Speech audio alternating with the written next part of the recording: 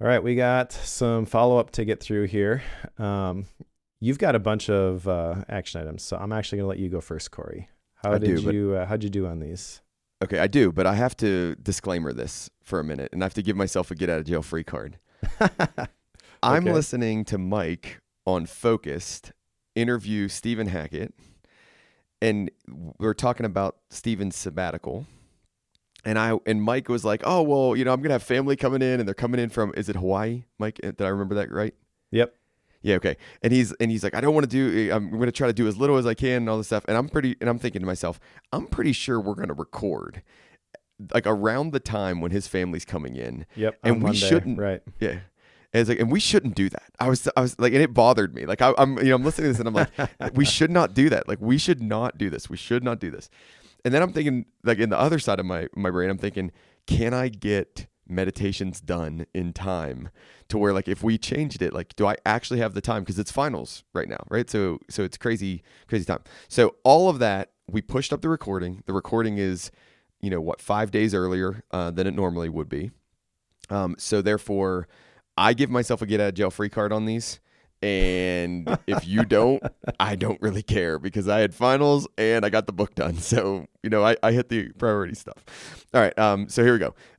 What will I do to take action? So my first one is, what will I do to take action on one of my creative ideas and explore alternative publishing formats? I am happy and proud to say that I developed a prototype and I shared it with Mike, right? And it is by no means great. It is by no means anything I would share more publicly or more broadly at this point in my life, but it is something that explores a different format. And then what I'm pumped about with that is I saw, Mike, help me with her name. Anne, she's the Tiny Experiments. And Laura LeCunff. Yeah, Anne Laura LeCompte, right? She shared a thing called Writebook, which I had never heard of. And Writebook is essentially like it's like a very specific website format for publishing books as a website that you can like, and it's a really, really clean looking. Now, the thing I'm holding up on for starting this thing is I don't think I want to run my own web server. I don't think I want the responsibility of running my own web server, but I told Mike via text, I kind of want to like a reason to buy a Mac Mini. So like that's a reason to buy a Mac Mini. And then I have a web server. But at the same time, I don't know what I don't know, and I haven't been able to learn about it for finals. But the minimum version of that, and the one Mike kind of pushed me towards and suggested for me, is to just go to like Blue Ocean or go to, or DigitalOcean or wherever and just buy, virtual space on some server and run it off of there. So that would be the next step, right? Like the next step of this would be for me to explore publishing this via something like Writebook.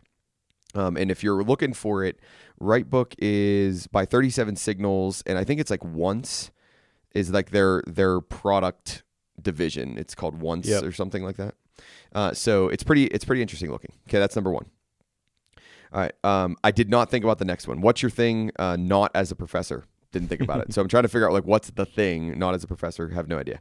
What's the thing that excites me, and what does that mean? I think I've talked about this one before, but this one stayed true. It's learning. I just love to learn. And then the extension of that is I love to learn new cool things and then help other people learn new cool things. So that's definitely one that I think is the thing that excites me. And then I didn't even remotely start this next one. Every day for 30 days straight, write down what you want and how you want to be. Commit to taking no longer than 2 minutes for this exercise. This will not happen unless something gets thrown into my face every day at a certain time. And if I don't have that thing thrown into my face, I will forget to do this every time. So I didn't even get to start this one. So Mike, those are my follow-up items. I'm really happy that I hit the big one and then have like a plan for over break for what I want to do with the big one. And then I'm okay with the fact that I didn't hit the other ones because the book is read. So how about you? What are your follow-up items? All right. Well, first of all, I did not know that when you were asking me to move the date, you were going to use that as an excuse for not doing your action items. Yep. But I'll allow it. Okay. Thank you. So first, actually, I should follow up from a previous action item because I mentioned in the last episode that I was working with a fractional video editor. This was something that you really pushed me to do when we were reading. Which one was that? Anti-time management, I think. I don't. Yeah, it was either that one or Free Time with Jenny Blake. It was one of those two, but I don't remember which one it was. So I committed to doing it, and last time I had mentioned that I had started working with the company, but it was basically going through a trial and hadn't done anything with it yet. I got the first result back, and I shared it with you prior to the call, and I think this is going better than I could have possibly imagined it would. Yep. Which makes me feel stupid for taking so long to do it, but that one is going really well, and I'm excited about getting help in other areas as well. So the other action items from the previous episode: create a short list of people whose opinion of you really matters. I sort of forgot about this one. I didn't do this yet. Have an answer for the question, what's your thing? I feel like this one I made progress on. I don't know exactly what this is yet, but I will say that I'm getting ready to do the next practical PKM cohort. And as a result of that coming up, I've actually been working with a designer developer to create a new sales page for that. As part of that process, I actually did a bunch of video calls with people who have gone through the cohort previously. I put out a call, said, I want to put together some case studies. Anyone willing to hop on a call with me and answer some questions, basically. So I did that with 3 or 4 different people. And that was really enlightening to see like what they got out of the cohorts. Sharing all of this stuff with the designer developer, they had me fill out this big long form. It took me probably 3 or 4 hours to do. And it was all stuff that I knew, but just like explain it a million different ways. So having to go through that and then seeing what they got out of that and putting the copy together, because I actually, the copy is approved. So now they're designing it. But seeing basically somebody who is new to the Mike Schmitz universe kind of restate what I do was really helpful as well. So I think the thing that I do is I demystify Obsidian and show people how to use it in practical, tangible ways. I think we talked on the last episode about the high ticket offer, and I do want to experiment working closely with people to develop these different systems in terms of getting attention, building an audience, and then ultimately building and selling something. That really gets me excited when I think about helping people go from, I have these ideas, I want to get more out of them, and I want to ultimately sell something online. And that kind of goes in alignment with all of the stuff that we talked about in a lot of the books that we've read lately. Never Play It Safe, for example, Good Work, stuff like that, where I want to help people along that path, which now I've gone through. Not that I'm going to tell them, quit your job, but give them, some success, and then they can decide, is there enough signal here for me to want to completely pivot? But you really don't know until you've tried some of that stuff. So I think that's the hardest part for a lot of people, is going from 0 to 1. Once you have something, then you can figure out how to scale it. But do me a favor, the signal to noise thing that you say it again for me. Yeah. Make noise, listen for signal. Okay. Make noise, listen for signal. Okay. And what that means to me is like when I would share things online, when I was going through like the Ship 30 for 30 cohort, I found that when I'm talking about productivity, I'm talking about creativity, I get people who will like things and retweet things, whatever. But then the minute that I started sharing how I do that sort of stuff inside of Obsidian, I would get 10 times the amount of engagement. So the numbers are sort of irrelevant. It's more the trends. When I do this, I see, or I receive more signal. That's basically what you do. And you don't really know what the thing is until you share all this stuff online, and then you can start to build these flywheels. And that's what I think I'm kind of uniquely positioned to do. I just went through a training today, which was kind of along the lines of newsletter growth and finding your niche. And one of the questions they ask is, what is the thing that you can do better than anybody else in the world? And I don't have the evidence of this yet, but I kind of think this is it. The PKM systems that will help you get valuable assets from the things, the notes and the ideas that you collect, and then how do you push that across the finish line in terms of creating something valuable that the marketplace actually wants. So nice. Yeah, that's all right. awesome. And then the last one, what do I do for fun? I've talked about this on Focus. I'm thinking about this. I still don't have an answer to this. Okay. What do you not do for fun then? Right? Like maybe the negative side of this will help you. So here's the thing that makes this tricky is there are a lot of things that I do for work that are fun. But like I enjoy reading books. I enjoy not for work, but I enjoy like going for long runs. But I am classifying those as something I do for my health. Reading books is something that I do for work. Like there has to be, and when my vision for this is what is the thing that I do purely for the activity itself. I get nothing else of value from it other than I really enjoy the thing. And that I don't know. Okay. All right. Not even guitar? Well, I mean, I play bass currently, and I play it for the worship team. So So you're saying it's for the church, right? So yeah, it's got another purpose. There's always some sort of justification for the things that I do. And that doesn't necessarily invalidate those things, but it does in my mind because that's the mindset I'm trying to break free from. Yeah. If that makes any sense to anybody else. It's very clear in my own mind. You know, if I see that there's value in something, I can kind of put together like a sales pitch for you should establish this habit. And then once I understand that the motivation is there, like I have no trouble doing that sort of thing. Yeah. But, you know, I just do this because it's fun.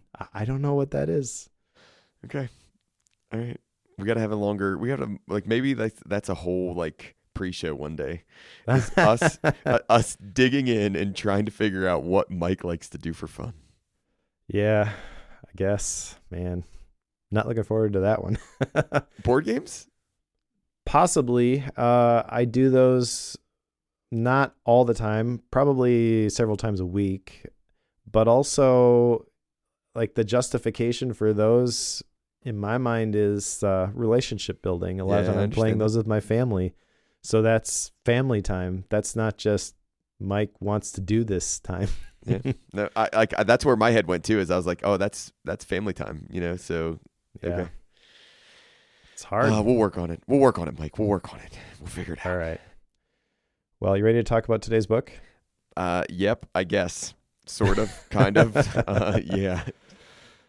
Okay, so today's book is Meditations by Marcus Aurelius. Cory is really excited about this one. I am. I've never been more excited in my life.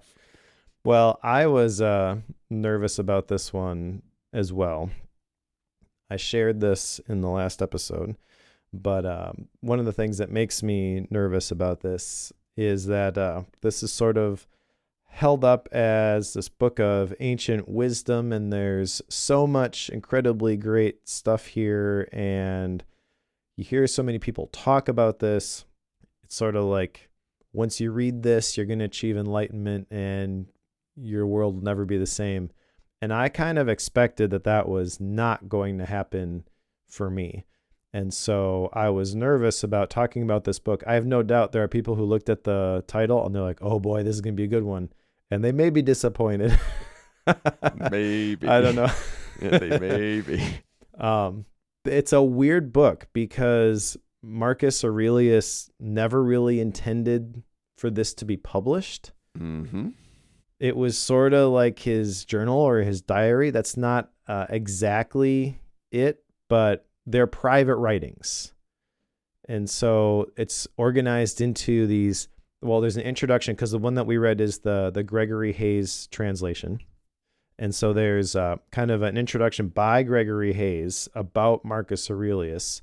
That was the hardest part of the whole book for me to read, honestly. And then it gets into the 12 different books. Some of them have titles, some of them don't. For the sake of the outline, I did not actually put them in. Book 2 and 3 have the name of like the place that Marcus Aurelius was in when he was capturing these deep thoughts. Book 1 is sort of debts and lessons, and in the introduction, it talks about how that was sort of the time that he was growing up and going through school.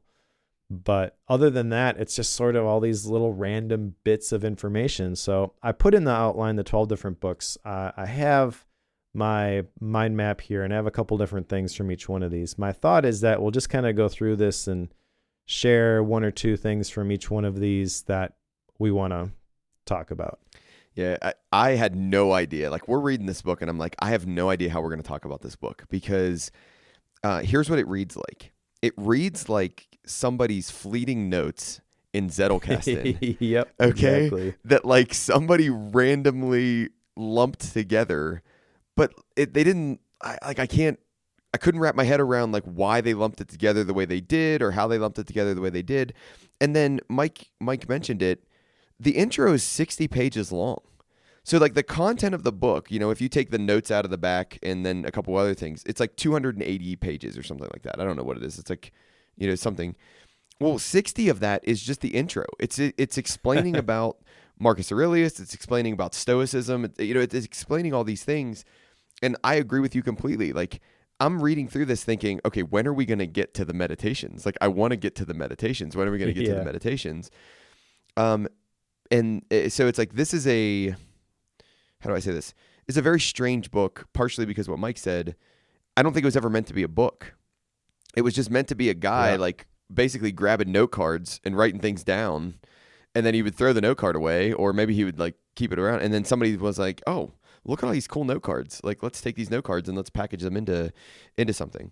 I learned a decent amount though about like the early Roman, or not even the early Roman Empire, but the Roman Empire, like, and like people and Stoicism. Like, I learned a bunch about that from the intro, so that was good. Yeah. So actually, I guess we should formally talk about the introduction here. This is the long section by the translator, Gregory Hayes. A little bit of this is about the life of Marcus Aurelius, which gives context. Mm-hmm. There's a little bit about Stoicism. There's a little bit about some of the key concepts that pop up throughout the meditations. Yeah, I've got a couple things jotted down, and I'll just share kind of the important things I think as we get into the book. So one of the things that pops up over and over and over again is the description or the mention of the Logos, which I have a Bible college degree. I know what that means in a biblical context, but in terms of Stoic philosophy, Gregory Hayes kind of mentions that it's rational, connected thought. That's kind of what Marcus Aurelius defines as the difference between man and the animals. So that's what that means. well, no, like I want to double down on this, because if you didn't read the introduction well, like you skimmed through the introduction or something like that, I mean, the meditations will use the word logos over and over and over again, and I had to keep reminding myself, like, what do they mean by logos? Like, what does he mean by logos? What does he mean by logos? So it's like that's a big important one. If you're thinking about reading this book, make sure you pay attention to that setting, the way Gregory Hayes describes that word logos. So I could not agree with you more. There were two things I wanted to talk about in the introduction. This was one of them, and let's see if you hit my other one, because this was a major one that if you don't wrap your head around this, it makes a lot of the other. It basically makes a lot of the rest of the book very confusing. Yeah. So, well, I actually have a little bit of issue with that, because it was hard for me to disconnect my understanding of logos from how it's used in biblical texts and going through Bible college, where it's basically the written word, and then there's the rhema, which is like the revelation, revealed meaning behind it. So that's what I kept thinking of every time I read the word logos, and I had to catch myself every single time, be like, oh, that's not actually what he means. And so that kind of hits at something that I think is inherently going to mean that I don't get as much out of this as a lot of other people, is like this key concept that he's talking about right at the beginning. We kind of have a difference of opinion on what that actually means.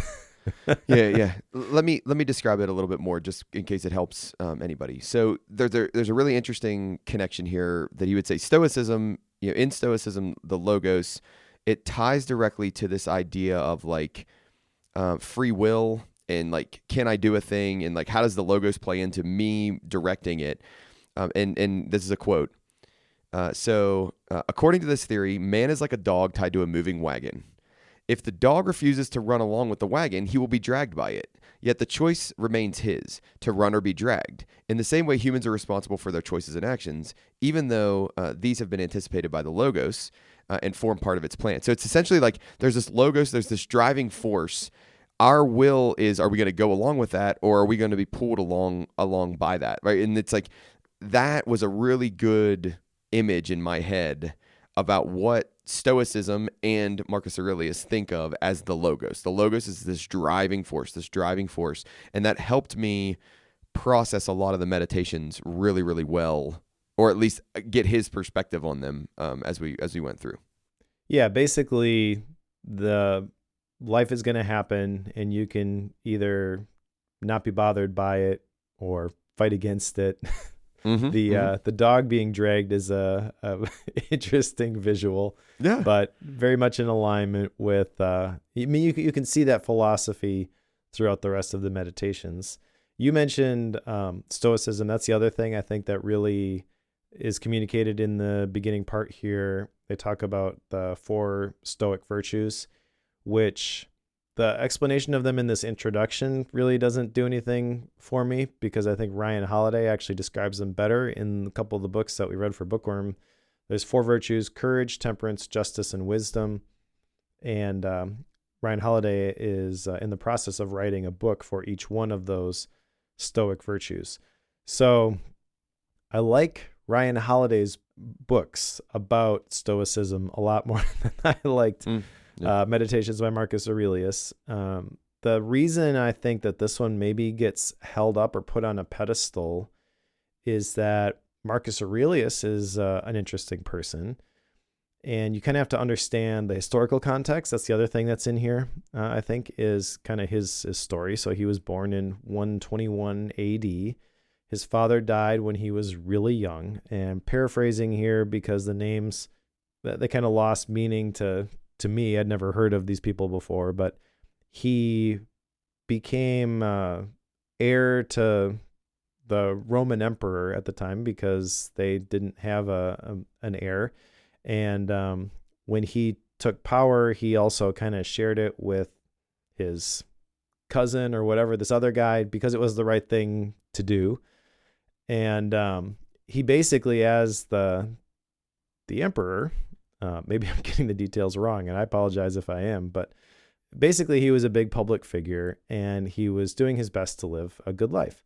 And I think from that perspective, it's kind of interesting, because I like the idea of writing down all of these different things that you've figured out about how to live a good life. And I could see presenting this to your heirs, like having a historical record. It's kind of like, these are all my journals, Yes. After you pass away. But the fact that, somebody took these and printed them, and I kind of can't believe how much popularity they've gotten. Marcus Aurelius speaks about other philosophers, and probably a lot of the things that he mentions in here are not completely original. I've heard that from other people who are deeper down the Stoic rabbit hole than I am. And so there's probably a lot of stuff that, if you just look at what is written in Meditations, gets improperly credited towards to Marcus Aurelius. But that is basically the backdrop here. One other thing about Stoicism is that this, I guess, was really popular amongst the wealthy Roman senators. Gregory Hayes makes a point in the introduction to call out that it wasn't just the wealthy Roman senators who believed this stuff, but I don't know, like, there's just something about Stoicism that kind of rubs me the wrong way. On the surface, the whole idea of don't get upset about things, just remain even keel no matter what happens, that makes sense. And I agree with a lot of the talk of how the virtues get lived out, the emphasis on you've got a place inside of this larger community and we've got to work towards the common good. But it just feels weird. Yeah.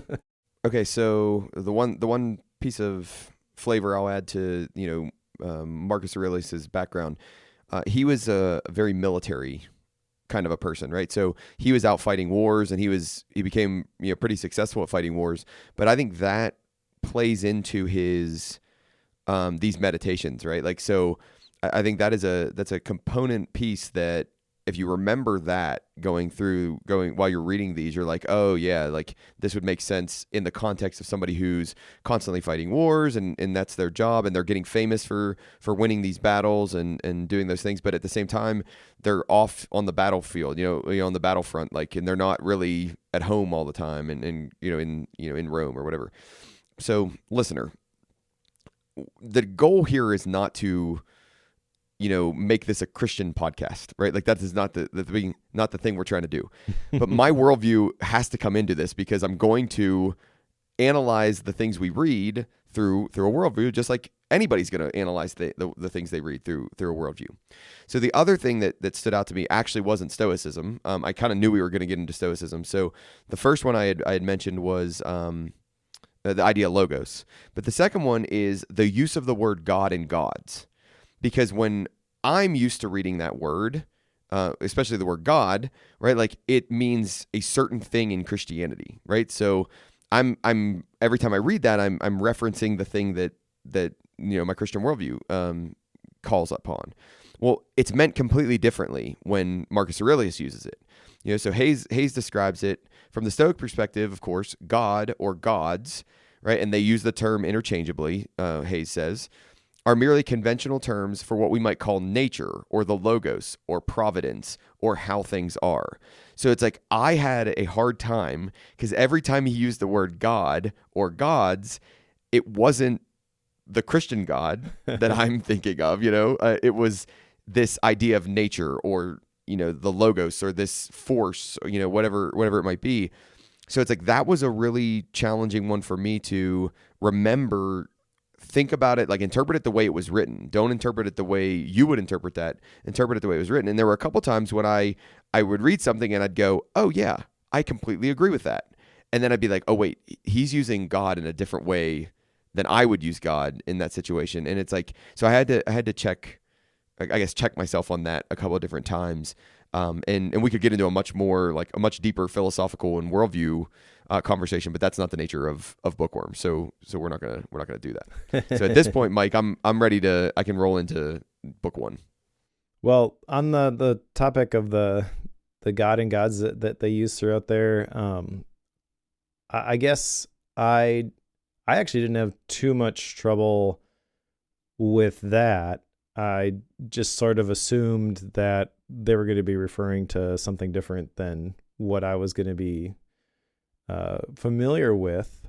But he does mention Zeus, for example, at different points. Mm-hmm. And so I didn't really think about the specific definition that you had there. But sort of in my mind, I was kind of lumping this together. Oh, they mean this, and that means, this other thing. I know nothing about Roman mythology other than there were lots of gods that they worshiped mm-hmm. for lots of different things. Yes. And then I remember, I don't remember the specific passage in the Bible where Paul's arguing with people in Rome. He's like, you worship all of these gods. I'm really talking about all of these ones that you don't understand. It's this one, So that, I don't know, that translated pretty easy for me, but the whole, every time they mention the word Stoicism, I don't know why, I cringe a little bit. Okay. I don't have that same guttural reaction. So yeah, I don't feel that way. I'm trying to figure out why that is. And I really don't know. I think maybe it's just the thinking out loud, not fully process this, but maybe it's just the blind acceptance of whatever happens. And maybe you could make the argument that this is me just trying to grasp at having some agency Like I want to be able to feel like I have power over my situation, which is definitely a Western worldview. But I don't know. I feel like at least a little bit of that is healthy. Yeah. Yeah. Well, okay. So see if I'm going to say something that's different than what you're thinking. And actually, I made this comment in my notes right after book 2. Like, it's a very like nihilistic book, right? Like there's a whole lot of like, listen, it doesn't matter. None of this matters. Look at all these famous people that came before you. Look at all these people that everybody loved before you. They all died too, right? Like you're gonna die. It doesn't really matter. Like Stoicism, if in my mind, has a lot of that built into it, right? Like, so what are we trying to do? We're gonna try to live the best life we can. You know, like you said, wisdom, courage, justice, temperance, right? Like those type of things. But then there's this whole big umbrella that sits over top of it. That's like, but it doesn't really matter. So, you know, like do it because it's the right thing to do for the community and for, you know, all this other stuff. But like, it doesn't really matter.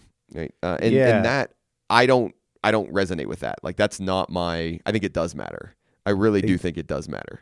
Exactly. So the way that you described that, I didn't connect those dots before, but that is the prevailing message is it doesn't really matter. Mm-hmm. Now, I'm speaking as a fan of Oliver Burkeman's 4,000 Weeks and cosmic insignificance theory, which is sort of like it doesn't really matter. But even that feels like it does matter. Just don't get bent out of shape if it doesn't go the way you want. Yep. So yeah, I think you're kind of hitting the nail on the head there. Well, let's get into the books here. So book 1 is Debts and Lessons, and this is basically a list of all of the different lessons that he's learned from the different people in his life. And I jotted down a couple of them here. I didn't catch this in the introduction, but I did at the end. I should have, and I will at some point. For all of the things that I jotted down in my notes, I captured the quotes, but I did not use the numbered coding system, which I should have done because there's basically all of these numbers for the individual thoughts in the books. And so if they're referring to the 12th bullet in the first book, they'll do 1.12. I didn't do that when I captured these. So I just have like Rusticus, Alexander the Platonist, Maximus, you know. Remind me, Mike, does Hayes in the introduction tell us how things got grouped the way they did? Sort of. So he mentions the kind of the story behind book 1, which is his schooling, and book 2 and 3, which were specific places, and then the rest of them, no, not so much. At least not that I caught. I got into like book 6 and 7, and I was like, I can't tell a dramatic theme difference between book 6 and book 9. Like, I don't know, and that felt very unsettling is too strong of a word, but like I didn't have an anchor. Like I didn't know what we were doing. I just felt like I was reading a bunch of like, just random quips from a very really famous Roman guy. Yeah, which is, I don't know, I guess a little bit unfortunate. But again, they were never really meant to be published. My guess is that they kind of grouped these together because they found these pieces together, and they were probably representative of a specific point in his life. But if you were going to package them as a book, obviously you would want to do it by subject or something like that, which Ryan Holiday has basically done with the Stoic Virtue series. So, okay. Hold on one second. I want to look for something real quick. I'm looking for, I bet you there's a dissertation, Mike, on this, right? Where somebody's written a dissertation on how this got produced. There's a bunch of research on this, right? And its interpretation with things. Okay, cool. So yes, somebody has done a bunch of nerd science on this to figure out why. So that's fun. Nice. All right. If you find something useful, we'll put it in the show notes. Yeah, I'll look for that. All right. So just some things that I jotted down here. The first one from Rusticus: to read attentively, not to be satisfied with just getting the gist of it. I mean, that's basically Bookworm in a nutshell right there. Yep. It's sort of frustrating actually later on because he kind of contradicts that a couple different times in the other books, where it's like, you don't really need to read. Like, yes, you do. But I like that one, and not just getting the gist of it. What does that actually look like? I think for me that means if you're going to read a book and get what you can out of it. Don't force yourself to, well, I got to get at least this much out of it. If you get even one thing out of wrestling with a book, that's worth it. For most people who don't have a podcast to talk about these things, they don't have to finish the books. If you're not enjoying it, just put it down. Go read something else that you're actually going to get something out of. Life is too short to read bad books. But if you're going to go through the effort, don't just settle for the Blinkist version. Yeah. Don't be this kind of is like, there's different levels of knowledge. There's information, so you can go find it when you need to dig it up again. Then there's where you actually know it and you can spit it back. But the highest level of this is where it actually changes things for you and you really start to apply it. It changes what you actually do. So that's the big takeaway, I think, from that one for me. And I would argue that is relevant for anyone in any stage of life. I had no notes from book one. Like, I read book one, got to the end of it, and was just like, I don't know what just happened, right? Like, because it was just a list of people's names, and then it was like a CRM of their like characteristics that it's true. Marcus Aurelius liked, that he thought were good. And my example of that would be like his father, right? And the only thing under there, so this is number 2, my father, right? Integrity and manliness. Done, right? And then we move on to 3. Well, keep in mind he did die when he was really young, so that's probably all he could remember. But yeah. I'm not like I'm just saying, like, this was a hard book for me to like really grasp. So it's like I have these ideas, but I can't say anything was like monumental or stood out to me from this first section. So sure, I don't have much to help you here, Mike. Yeah, no, that's fair. There were 2 other ones that I jotted down, so I'll just share these quick. Alexander the Platonist I mentioned, which the quote here is, not to be constantly telling people or writing them that I'm too busy unless I really am. Yep. I feel like that's a trap that people fall into. Is like, hey, how's it going? Oh, so busy. Yeah. And then Maximus, the sense he gave of staying on the path rather than being kept on it. So to me, this means you're choosing to walk the right path as opposed to being forced to walk the right path. And that's a maybe minor distinction there, but it kind of changes everything, I think, in terms of how you engage with your day-to-day. So there's not a whole lot more to dig into with that. That's just what I wrote down. Like, so I'm glad you said that, because I'm like calling things out as we get into the later books or after book 1. And I'm like, I just don't know what I'm going to say about this. Like, I don't know how I'm going to talk about it. I don't know what I'm going to say about it. So I'm glad you called that out, because we'll see how the rest of this goes.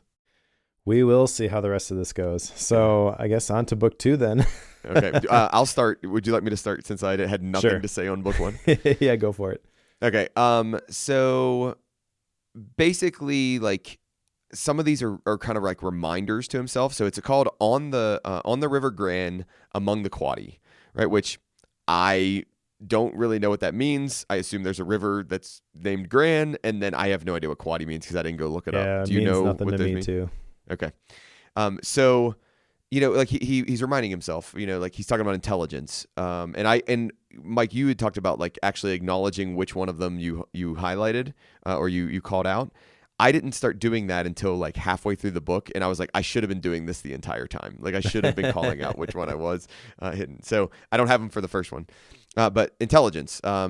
He says, think of it this way. So it's like almost like he's talking to himself as he writes these things down.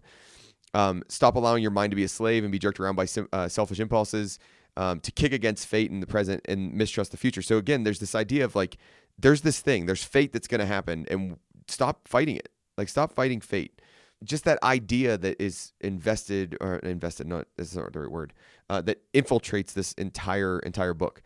One of the things that resonates with me a lot, and he hits it here in book 2, the angry man seems to turn his back on reason out of a kind of pain and inner convulsion, right? Like, he talks about, he must have had anger issues, because he talks about anger quite a bit in this, and like how Anger's foolish. Anger's not wise. Anger is an issue, and that resonates with me because it's like I tend to get frustrated by things. So that's one of the things that like resonated with me more is like, can I see this as an example of, ways that I could look at frustration and anger? Yeah. A couple of things that stood out to me from this were the discussion of sin.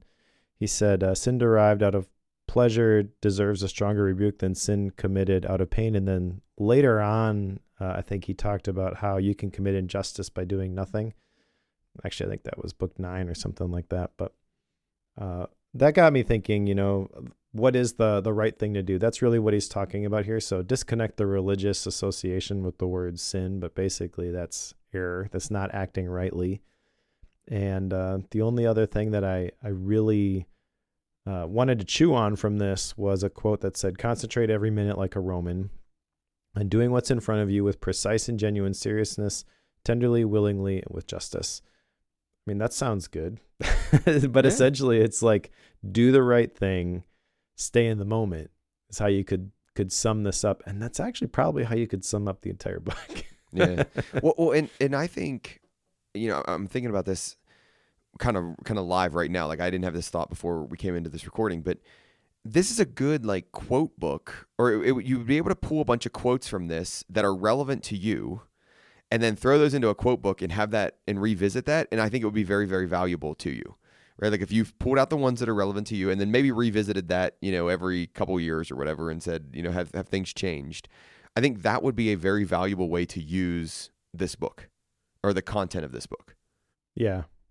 Which is basically how I approach taking notes on it. I mean, it's impossible to grok the key ideas, if there was such a thing, from these random writings and condense it down into an outline. So I think that's what you got to do, is you just got to find the things that really stand out to you. And that's probably why it got so much traction, is like there's all these little quotes which are attributed to Marcus Aurelius. Oh, that's really good.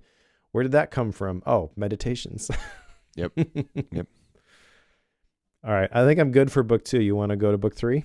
I'm ready to go to book 3. All right. So book 3 is in, I don't know how to say this, Camuntum? I've got Carnuntum. Carnuntum? Okay. Carnuntum? Maybe I mistyped that when I took the notes. Okay. Oh, you are right. Low resolution monitor here. Carnuntum. Which I just did a Google search on, which I should have done before, but it's a Roman legionary fortress and headquarters of a fleet. So I've got the idea for that one. Gotcha. Yeah. Well, some random notes here, I guess. Don't waste the rest of your time here worrying about other people unless it affects the common good. I jotted that down, but he says it a lot better later on, so I'm not sure I have anything else to say about that. He does mention commonplace books in book 3, which I thought was interesting. Are you familiar with the idea of the commonplace book? I've heard it before, but I don't. Remind me what it is. So commonplace book has been around for a really long time. The most famous version of this is probably a series of Leonardo da Vinci's notebooks. I think there are 5 of them that are bound into 3 notebooks called the Codex Forester. If you want to jot a note down, I can grab the link and I can share that in the show notes, because someone actually digitized these and you can look at them. And it's basically all these random bits of things, sketches, the basis of his inventions as he's thinking through things. Okay. So that probably is what Marcus Aurelius was doing with these different books. It's like, this feels significant, so I'm going to write it down and then maybe I'll come back to this later. It's essentially what it is. Okay. So the term commonplace book has kind of gotten a resurgence with all of the PKM stuff, because basically what an app like Obsidian is a digital commonplace book. You capture the bits and pieces of things that seem significant, and then you dump them in there. But now you've got bidirectional links and local graphs and all of these tools that you can use to actually, I think, get a lot more out of those bits and pieces. When Leonardo was doing this, he had to flip back through the pages and, oh yeah, that thing. Oh, I see how that, applies over here, which interestingly, that is a great kind of metaphor for like the digital second brain stuff, I feel, because one of the things that stands out to me from the life of Leonardo is he's capturing all these things. He's thinking about all these things. And then he's trying to figure out how to make sense of all this stuff in his world. And he mentions how he gets this idea for the way that sound works as someone throws a pebble into a well and he sees the ripples emanate from the middle, the moment that he hears a church bell ring in the distance. So then he's like connecting those dots. And so that's where I think these tools for thought can be useful in making these different connections. So I like the mention of the commonplace book, but that's the only thing he says about it. Yeah. And then you need to get used to winnowing your thoughts so that if someone says, what are you thinking about? You can respond at once and truthfully that you are thinking this or thinking that. That kind of hit me because my brain tends to be pretty busy. And if someone were to ask me, what are you thinking about right now? Like, I don't always have an answer. It's like 12 different things here. Pick a card, any card. Yeah, exactly. Yeah. It's that live in the moment kind of thing, which is a very common theme of his. Be in the moment, be of the moment, do the right thing right now. Kind of a thing. Yeah, a couple of things I pulled out of this one is he gets into this idea of, every day we move closer to death, right? So, this memento mori, kind of concept. So it's like a lot of these things we've heard other places and other people unpack. And then another one would be like, stop worrying about other people, which he talks about that a good bit, right? Like, all right, stop caring about what other people think. Stop worrying about what other people think, and then he'll usually qualify it, right? Like so in this one, unless it affects the common good, right? So stop worrying about what other people think, unless it actually matters to like the common good, and then you should worry about it. But otherwise, don't worry about it. Like you're wasting your time worrying about it. So it's like I get these are good thoughts. These are things that I think are valuable to us. But they are just floating out there kind of in the ether, and I'm still not sure what to do with them. So sure. Want to go on to book 4? Yeah.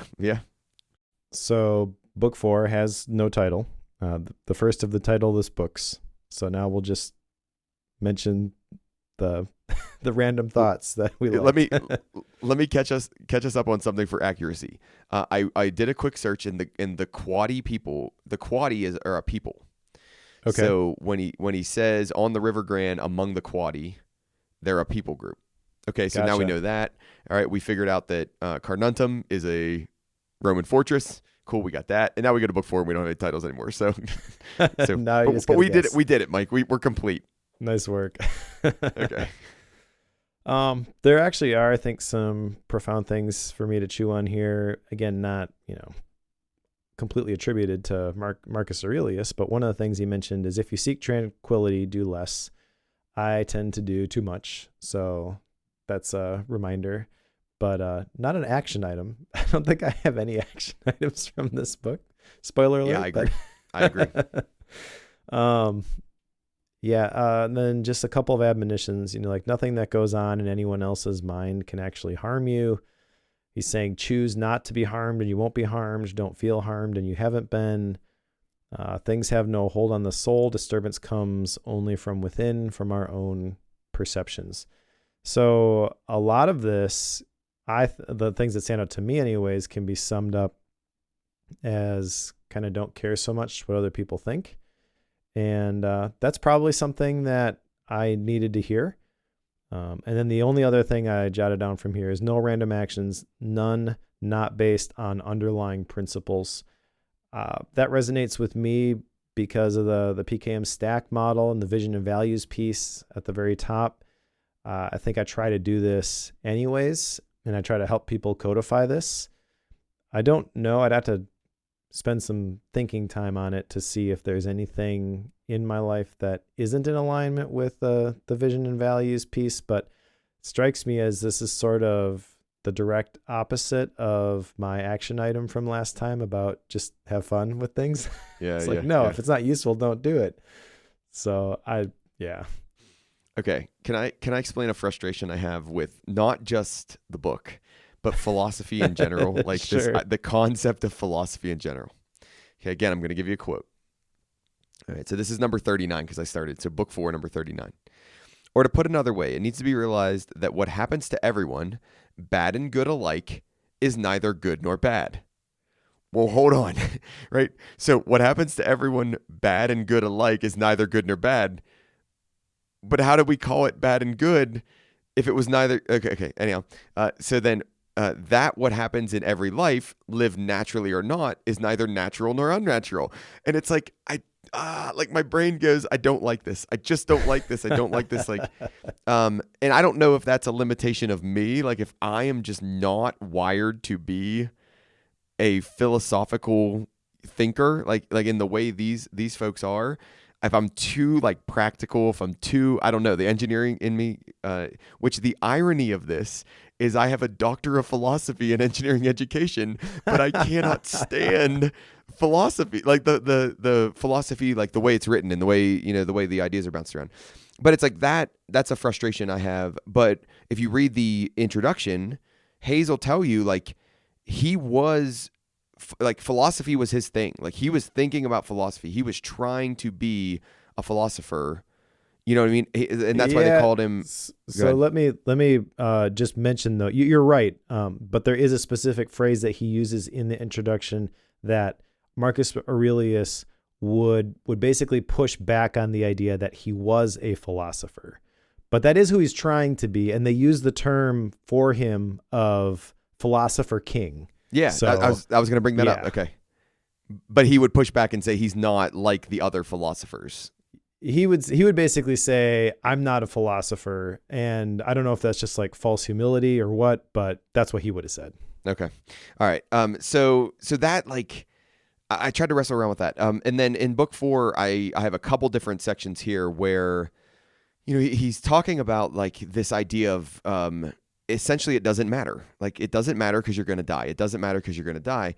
People who are excited by posthumous fame forget that people who remember them will soon die too. Right. And it's like, okay, you're going to become famous. The people who are going to remember you as being famous, they're going to die and then you're not going to be famous anymore. And like the crazy thing about it is that's actually true. Like, I mean, like what he's saying there is so true. Like, okay, a couple generations out, people go, who? Right? Like, I mean, we're getting to the point, like, so I'll throw out like a big famous sports name, Joe Namath.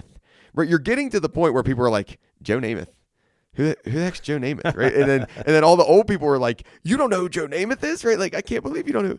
But it's like, it's so true. It's just a matter of like, that was such a core part of his philosophy on the way the world worked, and like, don't think too highly of yourself, So what would that be? Like you had wisdom, courage, justice, and would that be temperance? Is that like in the temperance side of stoicism? Maybe. I don't know. I don't think I know enough about it, to be honest. I definitely don't. Yeah. I don't know why I struggle with this so much. It's sort of like the Stoics want to just unpack everything they possibly can about these 4 specific virtues. And I'm just kind of like, those are our 4 virtues. There are more, and I'm not going to bat 1,000 anyways. So I'm just going to try to do what I think is right. Maybe that makes me a bad philosopher too. I don't know. Oh, I like, it's just, I don't know what to do about it. Like, and I think it's good. Like I'm actually, so as crazy as it's going to sound, I'm happy that I read this, because everybody talks about it and it's such a popular book and all those things. Mm-hmm. But I will tell you, like, it wasn't enjoyable. I wasn't like sitting down thinking, I get to read more meditations tonight. It was a matter of like, okay, like let's try to get something out of this. But just another one to show you the mindset that Marcus Aurelius had. Survey the records of the other areas. See how many others gave their all and soon died and decomposed into elements that formed them. It's like, it's going to happen. It's coming for you, right? Like just get ready for it. And it was so ingrained in him. I'll stop. I'll get off my soapbox, but we can move to book 5. But it's like, it's just so ingrained in all of this.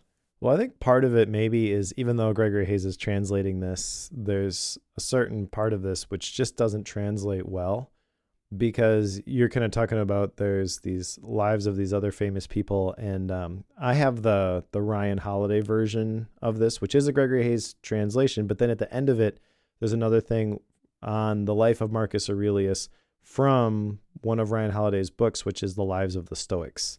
Okay. So Ryan Holiday basically takes that sort of stuff from the historical manuscripts and tells a good story about the events that happened in these people's lives. Okay. And I just don't care enough to put in that much effort. Yeah. Understood. So yeah, book 5, again, title this. And a couple things jotted down from here. First one was on practicing the virtues. And again, like there's 4 Stoic virtues, right? But then he says, focus on practicing the virtues that you can actually show: honesty, gravity, endurance, austerity, resignation, abstinence, patience, sincerity, moderation, seriousness, and high-mindedness. And reading through a list like that is very reminiscent for me of the fruit of the Spirit in the Bible. And so that's kind of how I translated this, is like, there's these list of things that you should try to do. And I don't know, there's some good questions to ask yourself, like, what am I actually doing with my soul? And he mentions that the things that you think about determine the quality of your mind. I think that's actually pretty profound. Struggling to remember who it was that talked about this, but I read something recently about like the quality of the ideas that you have come from the quality of the things that you read, obviously. And reading harder things results in better ideas, but that's a skill that you have to develop. And someone wrote this thing about, and they had a term for it, which it's escaping my mind right now, but it's sort of like, again, you know, I try to justify everything and make, you know, the reason for doing the thing. But it was like, if you put in the effort to develop your mental abilities, kind of like if you go to the gym and you lift and you develop the muscle, you can lift more. It's like if you consistently read these nonfiction books and the things that are a little bit harder, it improves the quality of your mind, your mental acuity, things like that. You're able to do more because you've gone to the mental gym, essentially. They had a much more succinct and better articulated argument around that, but that's kind of what I thought of with that. He gets into another one of his kind of fundamental threads here, but it would be this idea of like interacting with other people and how people interaction should take place. That and this could be because he was in management, right? Whether it was in like leadership and management, right? That was his primary job. Whether it was running, you know, Rome, or whether it was leading an army or whatever. But you know, our job is to do other people good and to put up with them, which I think is like, I wonder how much of this is translational versus how much of it is like actually the way he was thinking, where it's like, listen, we want to help the people do good, and then there's going to be some people who are just annoying and are bothering, and you just got to deal with them. Like, and that's a big part of what we have to do as well. But like, it ties into this bigger Stoic idea. Now, I found the definition of temperance, right? The quality of moderation or self-restraint. So it's this idea of self-restraint. Like, you want to get frustrated with them. Don't. They're just people. Put up with them. You want to, you know, whatever. Don't. Like, you want to go do this thing that isn't, you know, ethically or morally right, because that's another thing that Hayes will talk about in the beginning is Marcus Aurelius will do things from the ethical or moral rightness standpoint. You know, what is right, what is wrong, what is moral, what is immoral, and he's trying to think through those things. So, you know, I like, again, there's good things populated in here. You had talked about not having action items. I don't know what to do with them. Like, I don't know, other than like just to review them every so often, I guess. Yeah, that's about it. All right, ready for book 6? Mm-hmm. All right. So a couple things from book 6 for me.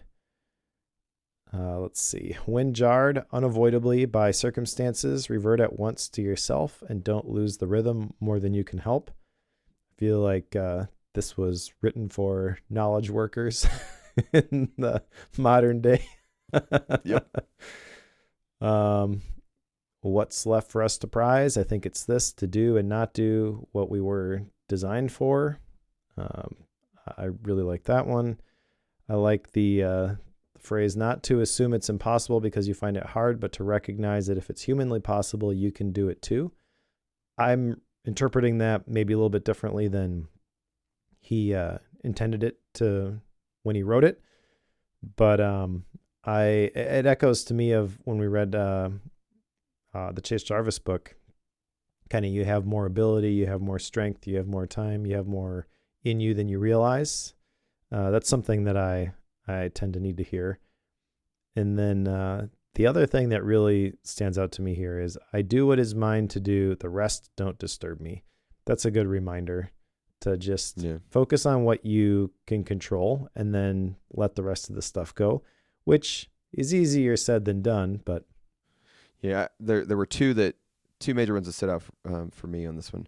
Pride is a master of deception. When you think you're occupied in the weightiest business, that's when he has you in his spell. So it's like, oh, I'm doing something super important right now, and then the pride seeps in and like it undermines the whole thing. Right. Another one would be, ambition means tying your well-being to what other people say or do. Self-indulgence is tying it to the things that happen to you. And then sanity is tying it to your own actions. Right. And I just thought like that was a really clever way to break those three things down. Right. Ambition, self-indulgence, and then actually staying sane. I liked those. And then I've heard this one before. I didn't know it derived somewhere from, meditations or Marcus Aurelius, but what injures the hive injures the bee. Yeah. Right. Like I really like that idea of this like common good. Like what injures common good eventually will come down and injure all the other people as well. And I think there's a lot of wisdom in that saying as well. Yeah, I had never read that before, but I had heard the flip version of that, of what's good for the hive is good for the bee. And I'm kind of curious if that framing and that phrase is the reason behind the name Beehive for like those social newsletters. Are you familiar with the Beehive service? I am. Yeah. Yeah, I just went through a webinar by Matt McGarry, who is he knows what he's talking about when it comes to newsletters, but he's a like Beehive certified whatever. So there was a big emphasis on using Beehive, and yeah, I'm a Kit customer for life, I think, but it's an interesting to me. All right, so let's go to the next one here, which I guess is book 7. This is where there's I think a shift towards the theme that keeps popping up here to me is sort of like everything in moderation, focus on the present moment. So some of the things that stand out that I jotted down: you don't need much to live happily. He talks about how I can control my thoughts as necessary. Then how can I be troubled? And no matter what anyone says or does, my task is to be good. And so kind of focusing on what you can control and letting the rest go. There's another one here. It's silly to try and escape other people's faults. They are inescapable. Just try to escape your own. Good reminder, I think, not to nitpick all the things that people do wrong. It's easy to get upset when you notice that stuff, but really what you should be focusing on is all of your own faults and trying to address those, which I think kind of communicated implicitly throughout all of the Stoic discussion here is, if you can master these virtues, it's sort of like enlightenment and you'll not be bothered by all this stuff anymore, but you're never going to get there. So just continue to walk the path. I think that's kind of what he's after with a lot of this stuff. Perfection of character, to live your last day every day without frenzy or sloth or pretense. I like that idea of like, think about the last day, think about how you would want to live that last day, and then can you put that on repeat? Can you live that last day every day? And I think that's just a really neat like way to think about it. There's a couple things in here, but like I just don't understand how. Like how do I say this? I can't communicate how to explain these. So, frightened of change. What would exist without it? What's closer to nature's heart? Can you take a hot bath without the firewood burning? Essentially, and it's like the way he describes it's like so. It's like so top of the brain, if that makes sense. Yeah. Like it's so like unpolished and raw, and it's like, well, come on, like, and maybe that's like tying back into the logic and the reasoning, and the, like I don't know, but like I have a hard time describing what I get out of these things. I kind of like that about it. Like I kind of like that it feels like somebody walking around with some note cards going, huh, here's a thought. And he writes it down and he throws it on the table. And then there's somebody behind him walking up going, I'm going to pick that one up. I'm going to pick that one up. I'm going to pick that one up. I'm going to pick that one up. Yeah. Like it just feels, I guess like fleeting thoughts, or fleeting notes. Another one that comes out of is this idea of simplicity, right? Like you talked about it a little bit, where kind of some of the best things come from simplicity. And I really like this concept. I think if I had an action item, not necessarily from this book, but just in general, if I had an action item, one of them would be like, how do I make life more simple? Right? Like Sure. life right now is too crazy. There's too much chaos. How do I make it more simple? How do I simplify everything? Like not just, this thing. How do I simplify everything? And I think that would be a fun experiment, although I think it would be really, really, really hard to do if you did it for most areas of your life. Yeah, less but better is essentially what we're after with some of that stuff.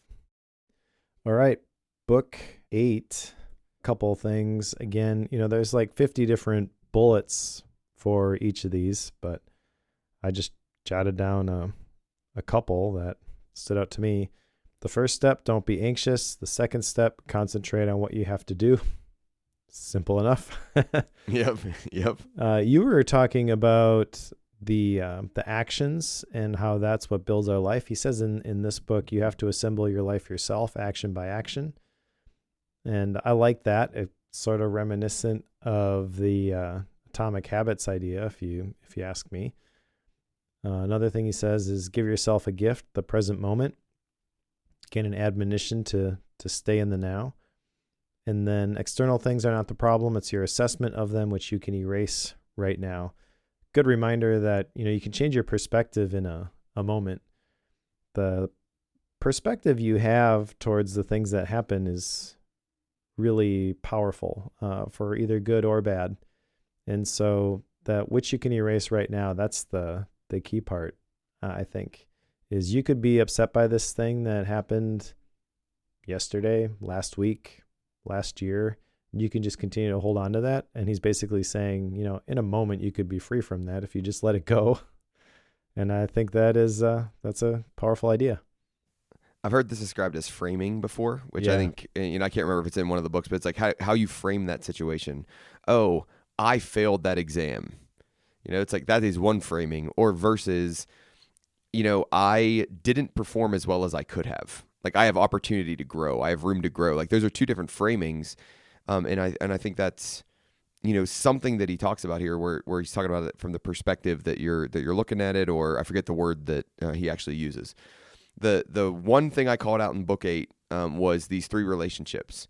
So relationship with the body you inhabit, the divine or the cause of all things, and then the relationship with the people around you. And I thought this was a pretty clever way to summarize, kind of these relationships that are core and essential. What's your relationship with yourself, essentially? Mm-hmm. What's your relationship with those around you? And then what's your relationship with some higher power, right? Like something that is the cause or, kind of the definition of everything. So I like that from book 8. All right. Book 9, just keep moving along. Couple things. I mentioned the one already, which is that you can commit injustice by doing nothing. The way I would describe this, I think, is sins of commission and sins of omission. So things that are wrong because you did them, and then things that are wrong because you did nothing. So one of the things that a sin of commission, for example, actually taking a negative or evil action, and then the sins of omission, like you see something happening, but it's in your power to stop it and you do nothing. The example that stands out to me, and this is kind of graphic maybe, so maybe people haven't seen this, but there, as we record this, recently on the news, the United Healthcare CEO was gunned down in New York, and I've seen the video of the guy who shot him, and it strikes me because he's moving towards the CEO, and there are people who, when he starts shooting, are walking the other way, and they just run out of the picture. And I'm like, if you just turn to the right, take this guy out, the minute that you hear that go off, because you can see them in the video, you could have stopped the whole thing. And I would like to think that if I'm in that position, that's what I would do, but you really never know until you're in that situation. But I feel like the sins of omission, that's the one that sadly the culture today is sort of like, well, it's not a big deal. It seems like there's more and more people who's like, I just don't want to get involved, and I think that's sad. Now, Yeah. arguing about things online, that's not the place to get involved. But if you find yourself in a place and you're able to do the thing, like do the thing. So that part, I guess, of the Stoic, that part of the Stoic message or Stoic manifesto, I agree with. And then you can discard most of the junk that clutters your mind, things that exist only there, and clear out space for yourself. Again, I tend to have a pretty busy mind, so guilty of that, and recognizing that I do have the ability to flip that switch and just choose what I'm going to focus on, which is the other thing that I jotted down. Concentrate on what you're doing and what you're doing it with. And that kind of sounds to me a lot like stewardship. So essentially, what is it that you're doing, and then what are the tools that are at your disposal as you do the thing, and not wishing you had more resources, not wishing the circumstances were different, but what is the right thing for me to do right now? So you stole my big one. My big one was the discard the junk that clutters your mind, because I think that's a really important one. There's another one in here, number 2. Real good luck would be to abandon life, right, without ever encountering dishonesty, hypocrisy, self-indulgence, or pride. So it's basically like, hey, listen, if you just died before you were dishonest or, hypocrite or any of that stuff, he goes, but the next best scenario is to die when you've had enough of that. And it's like, geez, like, holy cow, it's so, I don't know the word to describe it, but it's just so like defeatist, or so, this is just the way it would be better if you just had never lived, or you were able to live without experiencing these things. And I don't know, I do not resonate with that way of thinking at all. Yeah, I get where you're coming from. It's kind of like the everything is meaningless, but I don't think that's the way that he he was saying it. Basically, my interpretation of that phrase, if you are able to live your whole life and avoid all this stuff, that would be awesome, but it's never going to happen. Not, end it before you before you encounter somebody who is going to think ill of you. Yeah, I did not mean to come across that way. Like that's what he's saying you should do. Yeah. I'm saying like that's his mentality. Like that's his mindset for it, is like these things, dishonesty, hypocrisy, self-indulgence, they're so bad. It's better off if you like wouldn't you die before you experience those things. Sure. And I mean, later he describes it like a plague, a mental cancer, worse than anything. Yeah, that's true. So I mean, he's very like, he doubles and triples and quadruples down on these ideas. So. That is fair. All right, to the next book, book 10. And a couple things that jump out to me here. The first one, and I jotted down, this is a little bit of a longer phrase, but it's important to catch the whole thing. He says, everything that happens is either endurable or not. If it's endurable, then endure it. Stop complaining. If it's unendurable, then stop complaining. he was a no nonsense guy, that's for sure. Yep, right? Exactly. I mean, at least in these meditations. Yeah. So I don't know that I really struggle with this per se, but I can see how this is the seeds of, there's a Stoic concept, amor fati, which I've actually got one of those Stoic it's not a Stoic virtue, but Ryan Holiday has these coins, and one of them is amor fati, and basically it's celebrate whatever happens. It's part of the journey. And that meant something to me when I was going through the trying to get my business off the ground. It's like, well, this is just part of the process. Just keep going. And when you frame it that way, it's kind of like, well, this kind of sucks, but it's necessary, as opposed to, oh, when is this ever going to end? And you just keep hoping that eventually you're going to get out of it, and then nothing happens, and it's just demoralizing. So that's sort of the picture that I have of that. But again, his direct admonition here is just stop complaining about things. He also says to stop talking about what the good man is like and just be one. Yeah. Which is kind of funny because we're spending hours here talking about what he said about being a good man. But it doesn't matter how good a life you've led. There'll still be people standing around the bed who will welcome the sad event. Yep. And when I read that, I was sort of picturing in my head, kind of don't read the comments as it pertains to like YouTube, because that's funny. I mean, I have a YouTube channel. I need to get back to publishing regularly on YouTube, but I've noticed this. The majority of the comments can be positive and, oh my gosh, this was amazing. Thank you for explaining this.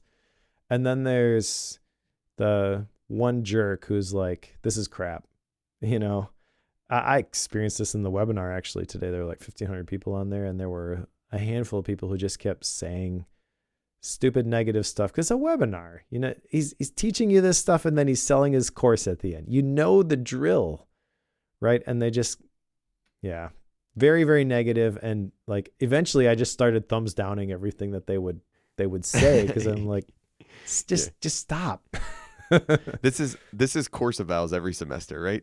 Like, 90 something % of them are good, and then you have that one. It's like, well, you wore a funny shirt on the third week of class, right? It's like, okay, thanks, like thanks for that. But no, like your point's well made. It's like, there's always going to be that person. There's always going to be somebody who can find something wrong with whatever you do.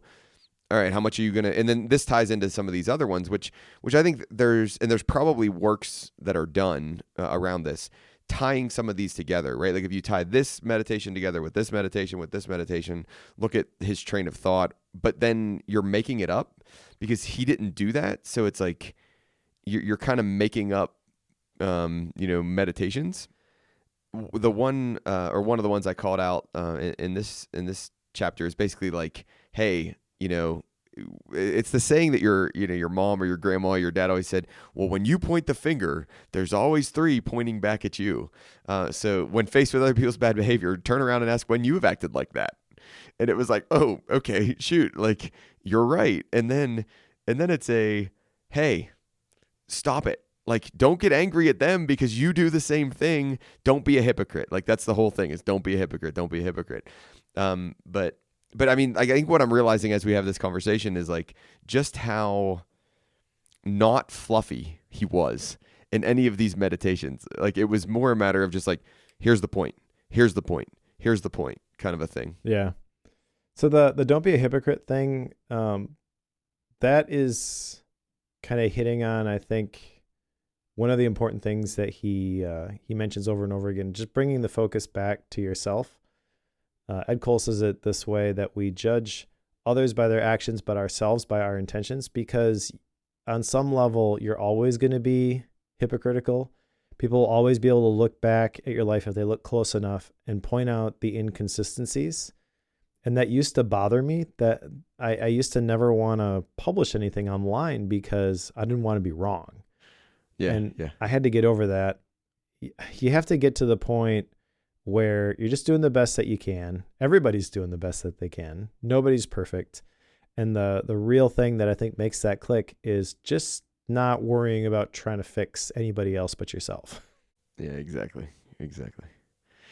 All right, Mike, let's wrap this thing up. Let's get to book 11. So book 11, again, I got a couple things I'll share here. Let's see. He mentions that a branch cut away from the branch beside it is simultaneously cut away from the whole tree. So to a human being separated from another is to be cut loose from the whole community. And this kind of resonated with me. I mean, I don't know that I agree 100% with the specifics of that, but I think the larger message here is that you can focus on, well, I have an issue with this person, or you get offended by something that somebody says.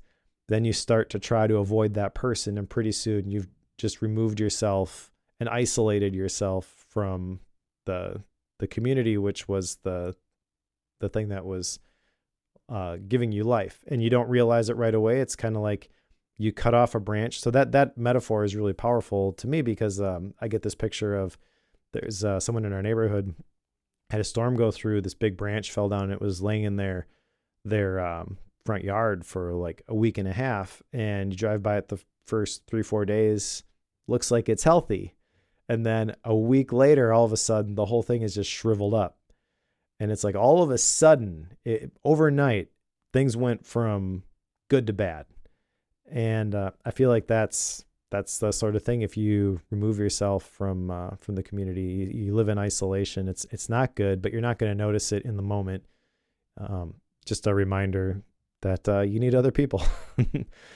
Then there was a quote here which I thought applied to AI.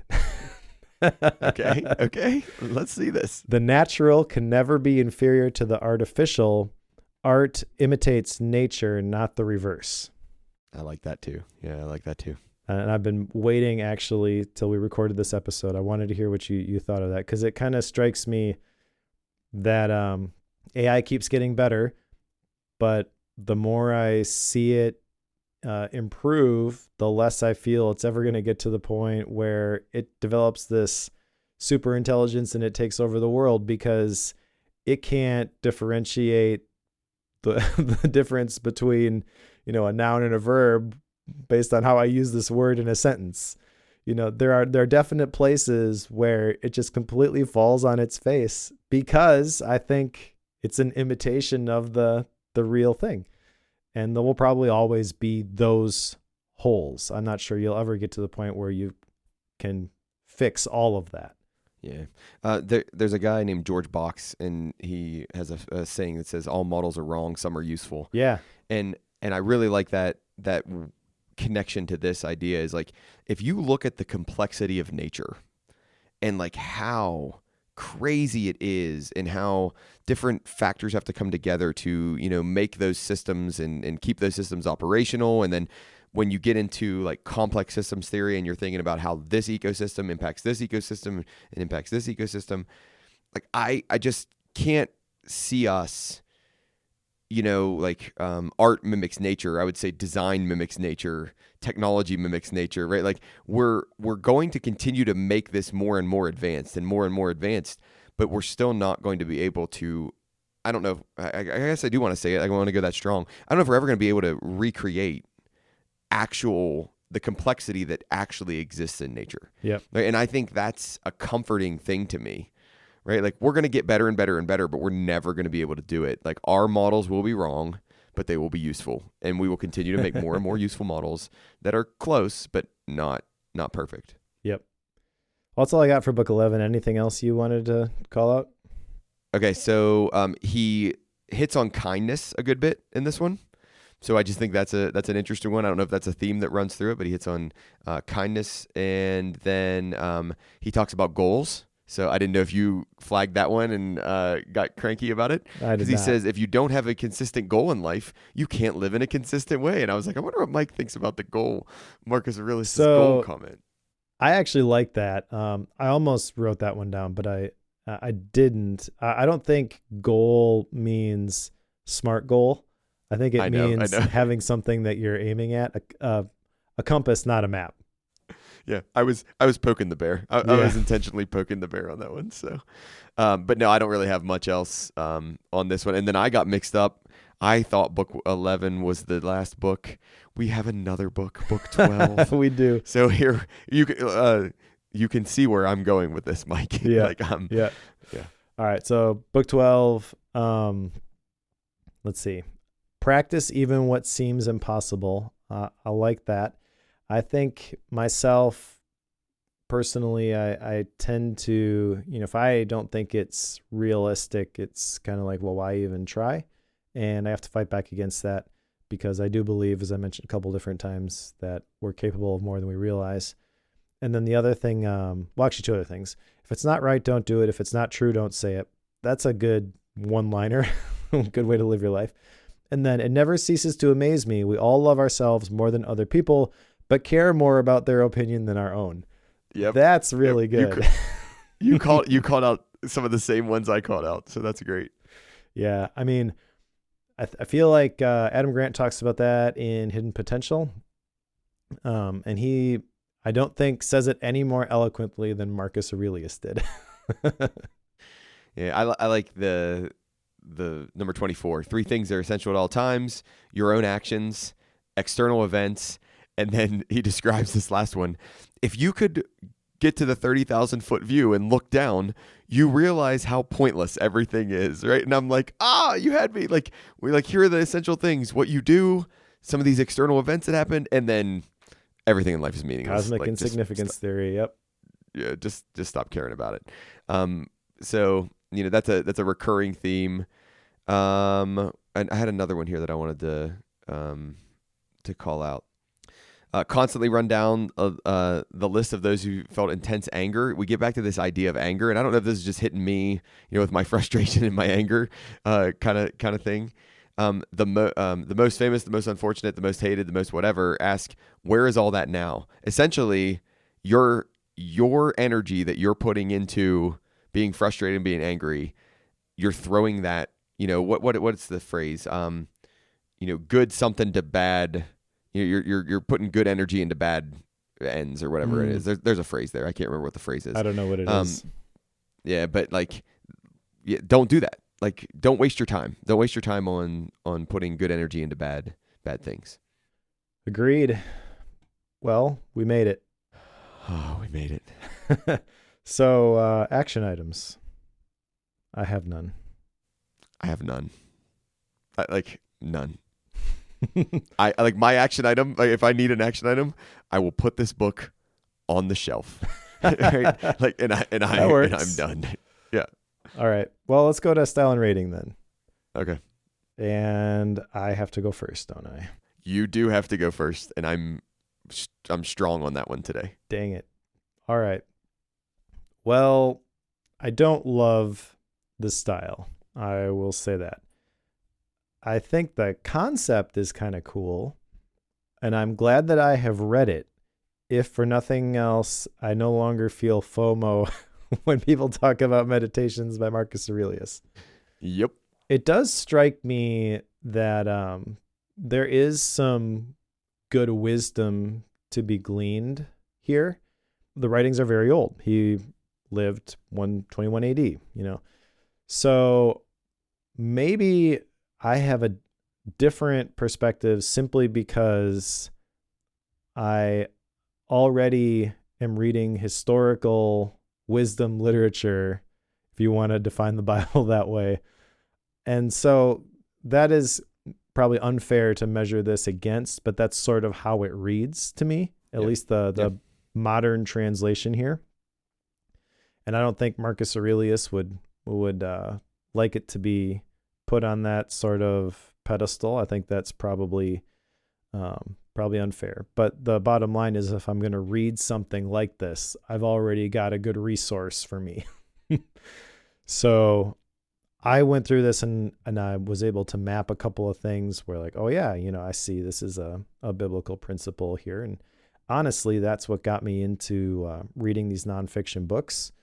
I was going, so my whole journey into the productivity space started when I was teaching a personal management class for the Bible college that I graduated from, and recognizing that there were a lot of biblical principles that were written, that best-selling books, productivity books, were written about. And I was like, oh, they're basically talking about these things, but they've removed the scripture references. But the principles obviously still work.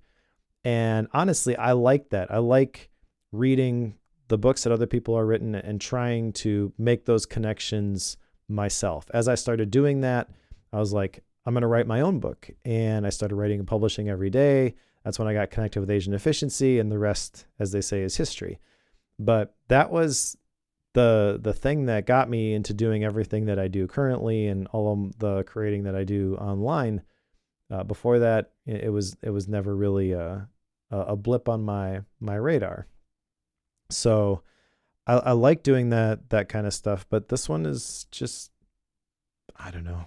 It's hard for me to do that with, because it was never really intended to be written as a book that we would typically read for Bookworm. I feel kind of bad having picked this for Bookworm, to be honest. This is not the right medium to be discussing this sort of thing. I will say that I actually got way more out of the conversation that we had today than I thought we were going to. I was really nervous as I was taking notes, and a lot of these quotes is like, well, I got to have something that we can discuss. So I'll just pick the things that, resonate with me. But yeah, this book is not for me. I can see why it's for some people. And I think if you're big into Stoicism, this is sort of like going to the source. I know some people would argue this isn't the source. It's the writings of Seneca and other people that Marcus Aurelius references. I just don't care to go that deep. Yeah, I agree. Like I said, I'm glad that I read it. I think there's some good stuff in here. There's definitely some stuff to get you to think. From a Bookworm perspective, I don't think it's a very good book for this format. Other than we had a cool conversation about it. I'm gonna rate it 3 stars. You could make the argument that I really dislike this book and I should rate it lower than that. But like I said, I think there's some good stuff in here. And I don't think it's a difficult read, to be honest. The hardest part is the Gregory Hayes introduction. Yep. If you remove that and just read the content itself, I think that there's some stuff in here that'll get you to think. And ultimately, that's a good thing. But yeah, I think if unless you're wanting to go deeper down a Stoic rabbit hole, Ryan Holiday's resources are the ones that I would recommend to people. All right. Mike, you were way more generous than I'm going to be. I figured that might be the case. I'm going to completely remove the Bookworm aspect of this, right? I'm thinking about this and I'm rating this book based solely on, do I like this book? Would I read this book again? And would I recommend other people read this book? And what I will tell you is no. Did I like this book? No. Would I read this book again? Absolutely not. And would I recommend that anybody read this book? No, I would not. Now, there may be, I don't want to be a hypocrite, right? Because Marcus Aurelius has told me not to. So there might be a person that I find that I would point to this book and be like, that one time I read this book and you might actually like this book. But I don't think that's going to be very often. I'm glad I read it. So don't read this, Mike. Remember, we just read about this. Don't read my opinion. Don't own that opinion, right? Because it's just my opinion. I'm glad I read it. I'm glad I worked through it. I would not have been upset if we weren't recording a podcast on this and I could have stopped reading it at about book 4, right? And I'd have just been like, I know where this is going. I'm good. Everything's going to be okay. And then I would have probably been just as happy to go with what are the best pull quotes from Marcus Aurelius's meditation? And I would have read those and gone, yeah, those are pretty good pull quotes. So it's purely based on me, what I like, what I didn't like. I think there is some good ideas in here, right? I think it's really cool. You mentioned it a little bit, how I think wisdom transcends time. So therefore, like I see smart, good ideas, way back in, 120 AD or whatever, 160 AD, whatever it was. Mm-hmm. So I like that. But Mike, this book is a 1-star for me. This is a 1-star book for me. I have figured out where my 1-star book is, and this book is a 1-star book for me. All right. Like I like you rated it a 3, and I like almost like went like I almost had like a breath, like a surprised shock breath in there. It's just the 1-star is coming from the valuable stuff that's in there, but I would never need to read this book again ever. I get it. That's fair. So I think the 1-star version of this for me would be if it was like 2 or 3 times as long. Yeah, and written in Latin. Yeah. So I don't know. I mean, I guess I've cranked through enough books I didn't enjoy that this one wasn't too tough for me because of the length. It wasn't that long. And how many books have been rated 1-star on Bookworm? Oh, that's a roughly good question. So is it a lot or? I don't know. There are 2 books specifically that I remember absolutely hating, but even those, I'm not sure I ever rated them just 1 star, because just talking through them and also like reading them, I was able to find something and like, oh, that's valuable. So 1 star for me means like I got absolutely nothing out of this. This was a complete waste of time. And but the 2 that I absolutely hated were Zen and the Art of Motorcycle Maintenance, and then The Art of Asking by Amanda Palmer. And The Art of Asking, I actually couldn't finish that book. I had to, because it's kind of like her memoir. It's like a bunch of random thoughts that just her talking about her life experiences and things. And it's, oh man, I had to get the audiobook and listen to it while I was out for a run. That's the only way that I could finish it. I'm like, this is so bad. Yeah, well, my 1 star is, there's some value in there, but not a crazy amount and not in a form. But here's one thing that we're learning, right? You're always learning something.